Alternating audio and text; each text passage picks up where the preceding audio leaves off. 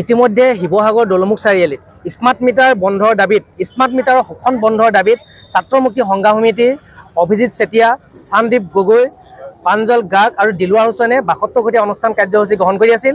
ইতিমধ্যে ৭২ ঘণ্টীয়া অনুষ্ঠান কাৰ্যসূচী আনুষ্ঠানিকভাৱে আজি ভংগ কৰা হৈছে।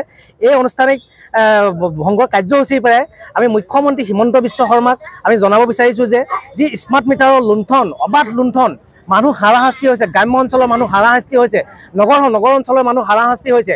গতিকে আমি ইয়াৰ পৰাই দাবী জনাইছোঁ যাতে এই স্মাৰ্ট মিটাৰ ৰাইজক শোষণ কৰা স্মাৰ্ট মিটাৰ বন্ধ কৰক।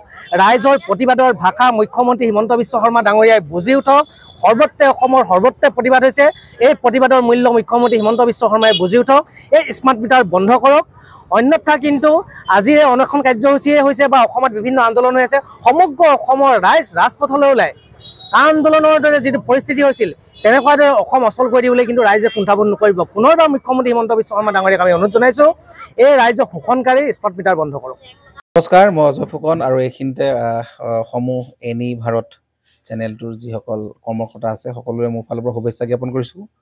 অসমৰ আচলতে সংবাদ জগতত নতুনকৈ আচলতে এটি আত্মপ্ৰকাশ ঘটিছে আমাৰ নিউজ চেনেল এনি ভাৰত, আৰু এনি ভাৰতৰ এটা খুব ধুনীয়া এটা অনুষ্ঠান হ'বলৈ গৈ আছে।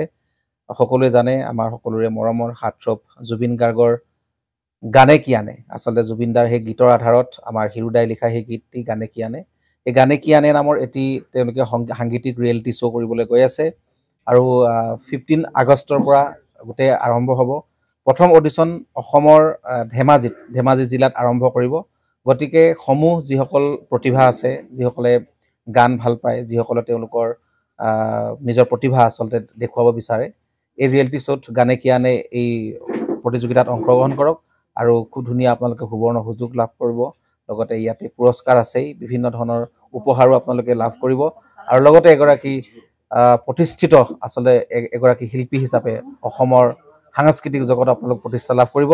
গতিকে গোটেই অনুষ্ঠানটোলৈ মোৰ ফালৰ পৰা শুভকামনা থাকিল আৰু লগতে এই অনুষ্ঠানটোত আপোনালোকে অংশগ্ৰহণ কৰিব। আমিও আছোঁ আৰু সকলোকে আমি লগ পাম। ধন্যবাদ।